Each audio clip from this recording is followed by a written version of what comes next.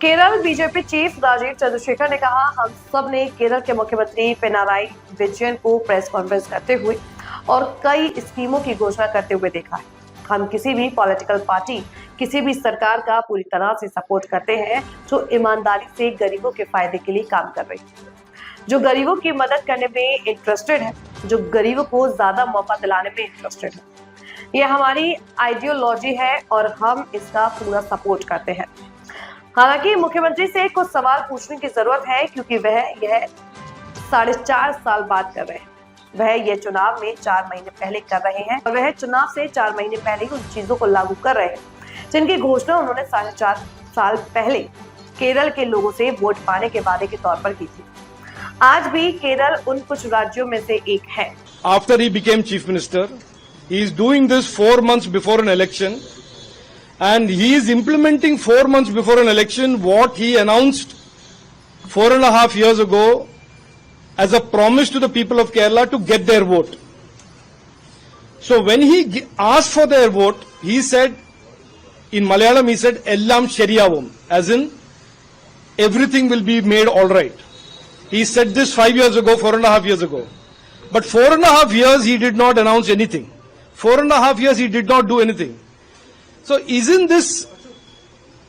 this democracy where you take people's vote by making a promise and then for 4.5 years do nothing, and then 4 months before the election you give some tidbits? Isn't this taking people for granted? Isn't this making a fool out of people? Isn't this about exploiting the poor and considering them as a vote bank that can be kicked around like a football? Therefore, today I ask 4 questions of the Honorable Chief Minister. Number 1, what were you doing for the last 4.5 years? Is this your definition of democracy, where you promise something to the people and then you run away for 4.5 years?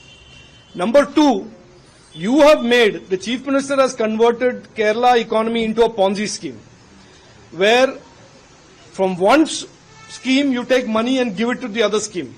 From one beneficiary you take money away and give it to another beneficiary. Farmers are not getting money. People in the coastal, the fishermen are not getting any investments of money. Students and schools are not getting money. So therefore it has become an elaborate Ponzi scheme. Third point is, even these pronouncements, the Chief Minister is taking 2,000 crores of debt to pay these schemes. So when the state is already almost bankrupt and he is having to borrow to fulfill even small amount of his promises, doesn't this mean that at some point this will not become possible and he will go back to blaming the centre, saying the centre is not giving money, centre is not giving money?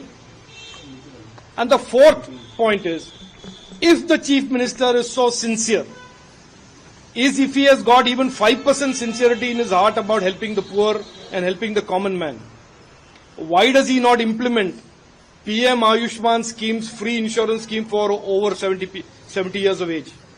Even today, Kerala is one of the few states where people over 70 years are being denied PM Ayushman, which is a free scheme where over 5 lakhs of medical treatment can be availed by those who are above 70.